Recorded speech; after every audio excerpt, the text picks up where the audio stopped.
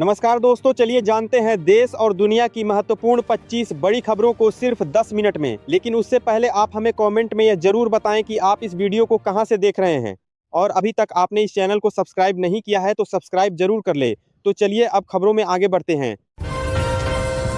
भारत और कनाडा के बीच बड़ा समझौता हुआ है। प्रधानमंत्री नरेंद्र मोदी और कनाडा के प्रधानमंत्री मार्क कार्नी की वार्ता के बाद $2.6 अरब की यूरेनियम सप्लाई डील फाइनल हुई है, जिससे भारत के सिविल न्यूक्लियर प्रोग्राम को लंबे समय तक ईंधन मिलता रहेगा। दोनों देशों ने 2030 तक आपसी व्यापार $50 अरब तक पहुंचाने का लक्ष्य रखा है और व्यापक आर्थिक साझेदारी समझौते CEPA को जल्द अंतिम रूप देने पर सहमति जताई है। होली से पहले उत्तर प्रदेश में PM उज्ज्वला योजना की लाभार्थी महिलाओं को बड़ी राहत दी गई है। मुख्यमंत्री योगी आदित्यनाथ ने प्रदेश की करीब 3.33 लाख महिलाओं के खातों में गैस सिलेंडर सब्सिडी की राशि सीधे ट्रांसफर कराई। बाराबंकी में राज्य मंत्री सतीश चंद्र शर्मा ने 400 महिलाओं को प्रतीकात्मक चेक वितरित किए।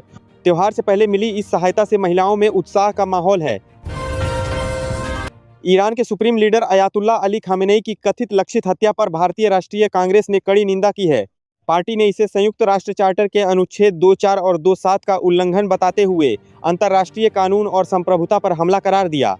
कांग्रेस ने कहा कि भारत की विदेश नीति शांति, अहिंसा और गुटनिरपेक्षता पर आधारित है। दुबई में अमेरिका का आधिकारिक सैन्य अड्डा नहीं होने के बावजूद ईरान ने उसे निशाना बनाया है। ईरान ने पहले चेतावनी दी थी कि अगर उस पर हमला हुआ तो मिडिल ईस्ट में अमेरिकी हितों पर जवाबी कार्रवाई होगी। विशेषज्ञों के मुताबिक UAE भले ही औपचारिक बेस न हो, लेकिन वह क्षेत्र में अमेरिकी अभियानों को अहम लॉजिस्टिक और रणनीतिक सुविधाएं देता है। इसी वजह से दुबई को प्रतीकात्मक और रणनीतिक संदेश देने के लिए निशाना बनाया गया। उत्तर प्रदेश के अलीगढ़ में एक दर्दनाक हादसा सामने आया है। माउंट देव स्कूल की 7 साल की छात्रा अनन्या की चलती स्कूल बस से गिरने के बाद मौत हो गई। पुलिस के मुताबिक स्कूल से लौटते समय बस का फर्श टूट गया, जिससे बच्ची नीचे गिर गई। परिजनों का आरोप है कि पहले भी बस की हालत को लेकर शिकायत की गई थी। पुलिस मामले की जांच कर रही है। बॉलीवुड अभिनेता राजपाल यादव को 9 करोड़ रुपए के चेक बाउंस मामले में दिल्ली हाई कोर्ट से 18 मार्च तक अंतरिम जमानत मिल गई है। यह मामला उनकी फिल्म अता पता लापता से जुड़ा है। राज्यपाल का दावा है कि उन्हें झूठा फंसाया गया और अब वे फिल्म की 2 मिनट की क्लिप जारी कर यह साबित करना चाहते हैं कि पैसा सही तरीके से खर्च हुआ था।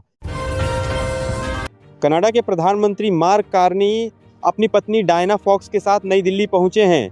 2 मार्च को उनकी मुलाकात प्रधानमंत्री नरेंद्र मोदी से होगी। दोनों नेता व्यापार, ऊर्जा, महत्वपूर्ण खनिज, कृषि और शिक्षा जैसे मुद्दों पर चर्चा करेंगे।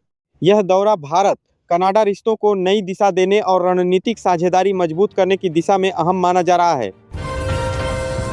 पश्चिम एशिया में हवाई क्षेत्र पर प्रतिबंधों के चलते आज भारत से उड़ान भरने वाली 444 अंतर्राष्ट्रीय फ्लाइट्स रद्द हो सकती हैं, जबकि शनिवार को 410 उड़ानें कैंसिल हुई थीं।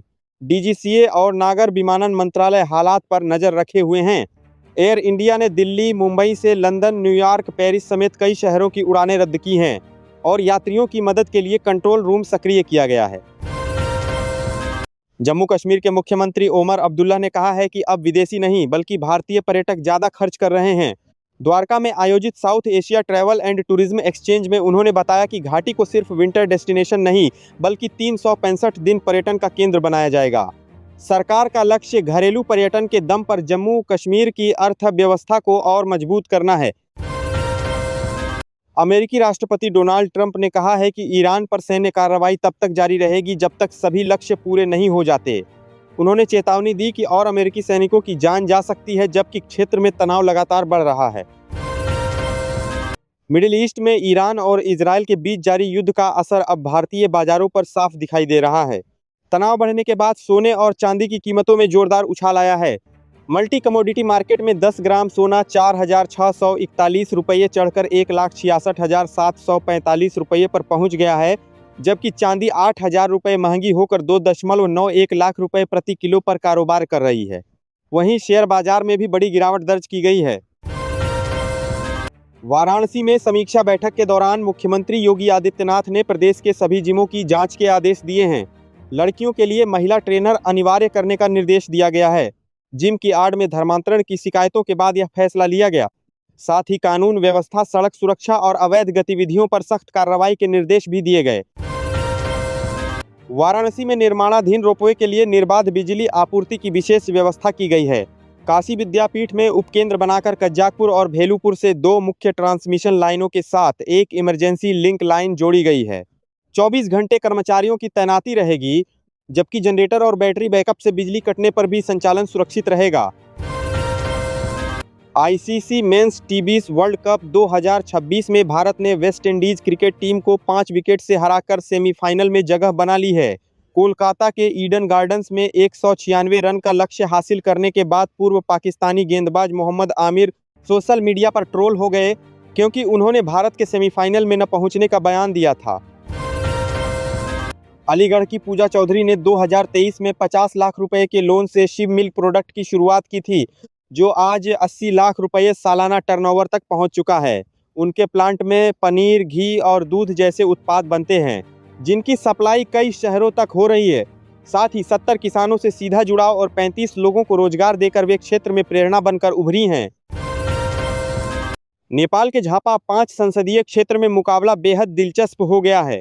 यहां काठमांडू के चर्चित मेयर रहे बालेन शाह पूर्व प्रधानमंत्री केपी शर्मा ओली को कड़ी टक्कर दे रहे हैं। ओली इस सीट से कई बार जीत चुके हैं, लेकिन जेनजी आंदोलन के बाद युवाओं में बालेन की लोकप्रियता बढ़ी है। 5 मार्च को होने वाले मतदान में झापा 5 की यह लड़ाई नेपाल की सबसे हॉट सीट मानी जा रही है। ईरान अमेरिका तनाव के बीच प्रधानमंत्री नरेंद्र मोदी की हालिया इजरायल यात्रा चर्चा में है। 26 फरवरी को मोदी इजरायल दौरे से लौटे और 2 दिन बाद इजरायल और अमेरिका ने ईरान पर हमले की पुष्टि की। इसके बाद क्षेत्र में तनाव बढ़ गया है। विशेषज्ञ इस घटनाक्रम के समय और कूटनीतिक असर को लेकर अलग अलग विश्लेषण कर रहे हैं। दिल्ली में गर्मी को लेकर हाई अलर्ट जारी किया गया है। सोमवार को अधिकतम तापमान 30.9 डिग्री दर्ज हुआ, जो सामान्य से ज़्यादा है।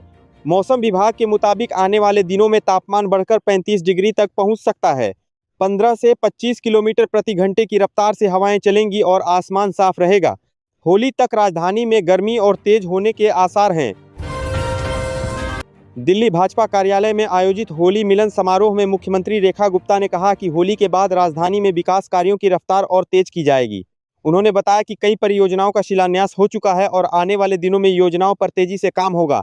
कार्यक्रम में पार्टी पदाधिकारी भी मौजूद रहे। पश्चिम एशिया में जारी जंग का असर अब सर्राफा बाजार पर दिखने लगा है। सोने और चांदी की कीमतों में भारी उछाल दर्ज किया गया है। बढ़ती मांग के चलते खुले बाजार में दाम MCX रेट से 3 से 5 हज़ार रुपये तक ऊपर चल रहे हैं।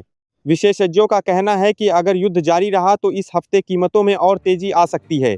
बढ़ते दामों से दिल्ली के ज्वेलरी बाजार में अनिश्चितता और कारोबारियों की चिंता बढ़ गई है।